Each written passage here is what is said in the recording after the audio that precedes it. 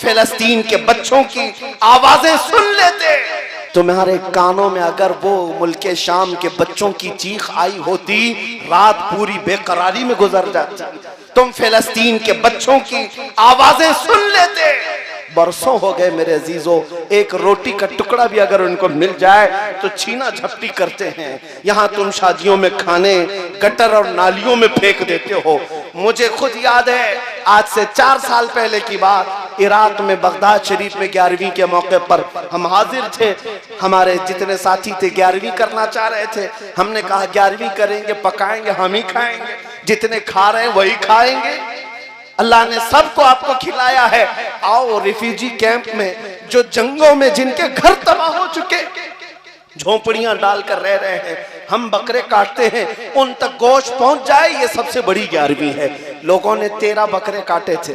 मैं सिर्फ एक बात आपको बता रहा हूं, हम झोलियों में भर भर करके रिफ्यूजी कैंप गए थे और ले जाकर के जब तकसीम करने के लिए आए, वो बच्चे ऐसे लिपट पड़े थे कि हमारे कपड़े फट गए, सिर्फ एक एक टुकड़ा गोश्त का लेने के लिए।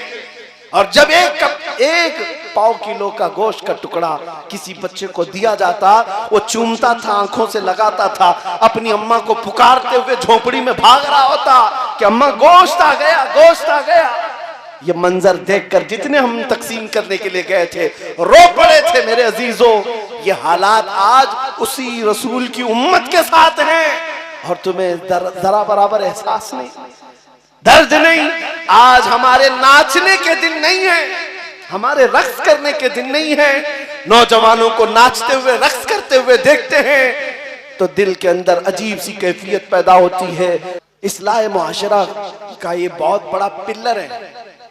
यहाँ से अगर खराबियां खत्म हो जाएं, क्योंकि मेरे आका ने फरमाया मेरी उम्मत के 2 पहिए हैं, 2 जमातें अगर सही हो गई तो मेरी पूरी उम्मत सही हो जाएगी।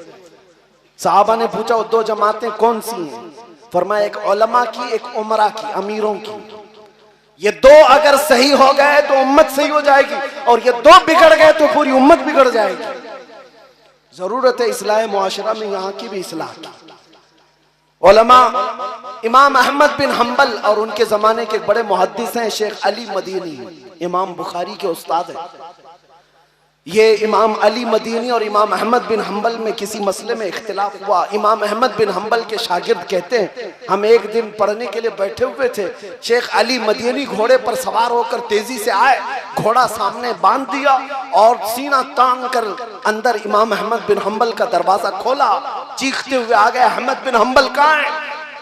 दरसगाह में बैठे थे। इमाम अहमद बिन हम्बल ने अपने सारे शागिर्दों को बाहर भेज दिया, जाओ हमारी बातचीत होगी। ये है बड़े उलमा की बात, छोटों को पहले बाहर कर दिया, जाओ हमारी बात होगी। दोनों बड़े मुहद्दिस हैं, इमाम अहमद बिन हम्बल जिनको 5 लाख हदीसें याद है, शेख अली मदीनी इनको भी लाखों हदीसें याद है। दोनों एक कमरे के अंदर दरवाजा बंद करके बातचीत कर रहे हैं। शागिर्द कहते हैं आवाज इतनी बुलंद हो गई थी हमें लगता था कि आप मारपीट हो जाएगी, हाथापाई की नौबत आ जाएगी, इतना तेज आवाज अंदर से आ रही थी। थोड़ी देर के बाद आवाज ठंडी होने लगी, पस्त होने लगी, बंद हो गई आवाज, दरवाजा खुल गया। शागिर्द कहते हैं हमने दरवाजा खोला तो शेख अली मदीनी गुस्से में उठकर जा रहे थे और इमाम अहमद बिन हम्बल भी उनके पीछे पीछे जा रहे थे। जब शेख अली मदीनी घोड़े पर चढ़ने लगे, इमाम अहमद बिन हम्बल अपने दोनों हाथ उनके पैर के नीचे रखते हैं। शेख अली मदीनी इमाम अहमद बिन हम्बल के हाथों पर अपना पैर रखकर घोड़े पर चढ़ गए, सलाम किया और निकल गए। इमाम अहमद बिन हम्बल का ये अमल शागिर्द देख रहे हैं। पूछा हुजूर जो इख्तिलाफ था खत्म हो गया? इमाम अहमद बिन हम्बल ने कहा खत्म नहीं हुआ, अभी भी चल रहा है। मैं उनको कायल नहीं कर सका, उन्होंने मुझे कायल नहीं किया, इख्तिलाफ अभी भी बाकी है। शागिर्दों ने पूछा अंदर इतना चीखम पुकार हो रही थी, हाथापाई की नौबत आने वाली थी ऐसा लग रहा था, और जब दरवाजा खुला तो आप बाहर निकलकर उनके पैर के नीचे अपने हाथ रख रहे हैं, ये क्या मामला है? अगर इख्तिलाफ है तो फिर हाथ क्यों रखा उनके नीचे? इमाम अहमद बिन हम्बल ने कहा ए लोगों, मेरे शागिर्दों, इख्तिलाफ अलग चीज है, तुम अली मदीनी को नहीं जानते, वो मुहद्दिस हैं। मैंने तो सिर्फ हाथ रखा, उनके तलवों के नीचे की मिट्टी सुरमा लगाने के काबिल है। ये हमने मिस्र में पढ़ा था, अदबुल इख्तिलाफ की कोई चीज है।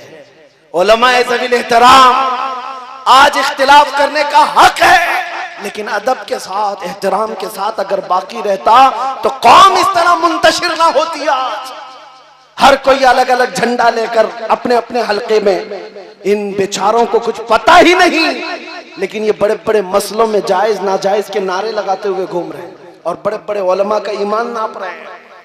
ये खराबियां यहां से दर आई, इसलिए मैंने ये दो बातें अर्ज करनी पड़ी। बहरहाल जो कुछ बयां हुआ वो आगाज़ बाब था, इसलिए कि इस्लाह मुआशरा एक ऐसा तवील बाब है जिसको शुरू करने के बाद इख्तिताम नजर नहीं आता।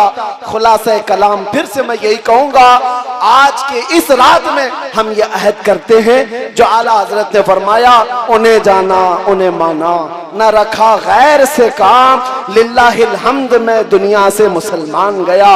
अगर हुजूर पाक सल्लल्लाहु तआला अलैहि वसल्लम की तरफ हम सब जमा हो जाए, वो एक नाम काफी है हमारे इत्तिहाद के लिए, वो एक नाम काफी है हमारे इख्तिलाफात को मिटाने के लिए। हम सबको अगर ये एहसास हो जाए, सिलसिले दसियों क्यों ना हो जाए, ये नहरें हैं, सब उस मदीने के समंदर में जाकर जमा हो जाते हैं। तो उस समंदर से अगर प्यार हो जाए तो इतने झगड़े और फसादात मोहल्लों में कभी नजर ना आएंगे, इतने बुराइयां नहीं आएंगी। इसलिए अजीजा निगरामी, जड़ की तरफ तवज्जो दो। अगर जड़ तुम्हारी मजबूत हो जाए तो फिर इंशाअल्लाह हमारे जैसों को आकर के तुम्हारी इस्लाह की बात करने की जरूरत भी नहीं पेश आएगी। कल को तुम खुद खड़े होंगे, बुराइयों को रोकेंगे इंशाअल्लाह, रोकेंगे ना इंशाअल्लाह। और हमारे इलाकों में नशा न बिकेगा, न खाएंगे और न ही बेचेंगे, और न ही करने वालों के साथ दोस्ती करेंगे इंशाअल्लाह, करेंगे ना इंशाअल्लाह। जो अहद कर रहे हो ये रसूलुल्लाह को हाजिर और नाजिर जानकर गाने सुनना छोड़ दो, क्योंकि फरमाया गया जो गाने सुनता है फहश, उसके दिल में मुनाफिकत आ जाती है, वो मुनाफिकत के करीब जाता है और वो जिना के करीब जाता है। इन्नल गिना यूरिसुन निफाक, गाना निफाक की तरफ ले जाता है और जिना की तरफ ले जाता है। दिन भर एयरफोन लगाकर गाने सुनते रहते हो, पता है क़यामत के दिन इन लोगों के मुतालिक फरमाया जाएगा, सीसा पिघला करके उनके कानों में डाला जाएगा, भेजा बाहर निकल आएगा। जो गाने सुनते थे, बेहयाई के नगमे सुनते थे, यहाँ बुराइयां हैं। अहद करेंगे इंशाअल्लाह, सुनेंगे तो मेरे मुस्तफा की नाते सुनेंगे, हुजूर पाक के कलाम सुनेंगे इंशाअल्लाह, करेंगे ना इंशाअल्लाह।